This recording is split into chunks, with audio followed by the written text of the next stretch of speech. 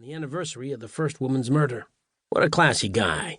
I hope someone writes a book about he was beaten to death with his own book at his own book signing. I'd buy it. I put the book down. Baby steps. At this rate, I'd get through the book in a touch under a decade. I grabbed another beer from the cooler and decided while I was there I might as well grab two. Did I mention the cooler came with the chair and is by default attached to the chair? Well, it is. I knocked back the two beers and chased them down with egg salad. With my stomach content and the alcohol finding its way into my bloodstream, I decided to take another crack at the book.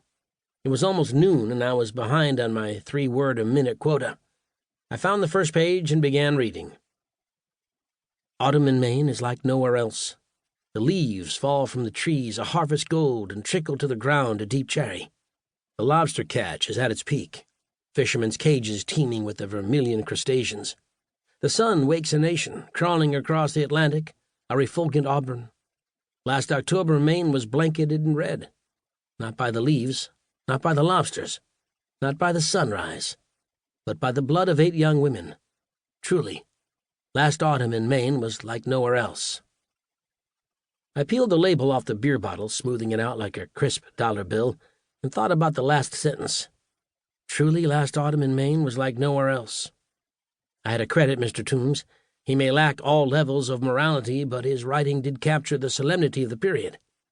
It was around this time last year when the first woman was found. I'd been living in Philly at the time, and the murder had earned a small write-up on page 18 of the Philadelphia Inquirer. I remember this distinctly because it was the first time anything from Maine made the paper. Maine's papers were a different story. In a state with the lowest crime rate in the country, finding a woman in 30 pieces was front-page news.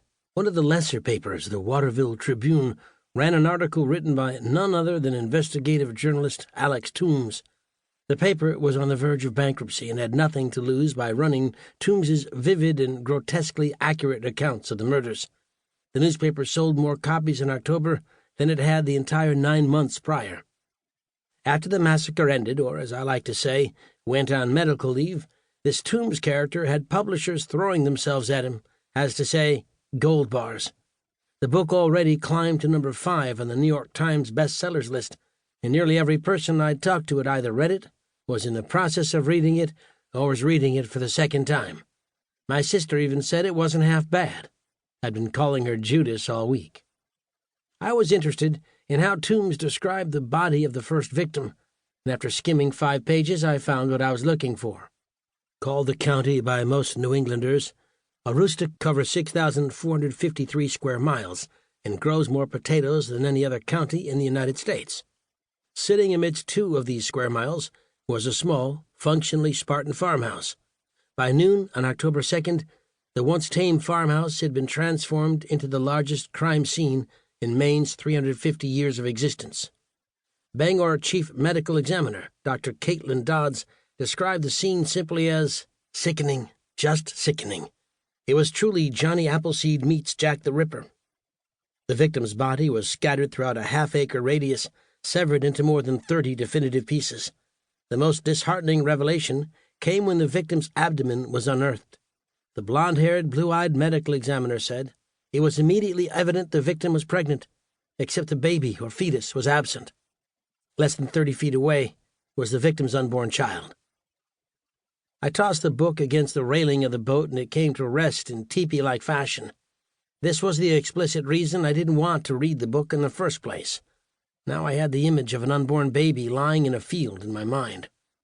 I grabbed another sandwich, bologna and cheese, and concentrated on a less depressing image, specifically Dr. Caitlin Dodds. I think there was an unwritten rule that if you were a woman in law enforcement, you had to be unattractive, stiff, and named Mel. Dr. Caitlin Dodds was the exception to this rule. She was a stunner. I closed my eyes and fell asleep with the good doctor on my mind. Chapter 2. When I opened my eyes, I was blinded by the sun directly overhead. There wasn't a cloud in the sky, and the day star seemed to take up half the seamless cerulean. We were in the midst of one of Maine's renowned Indian summers, and the temperature was around 70. I took a deep breath of the crisp ocean air, which was reminiscent of eating a saltine between gasps on an oxygen tank, and gazed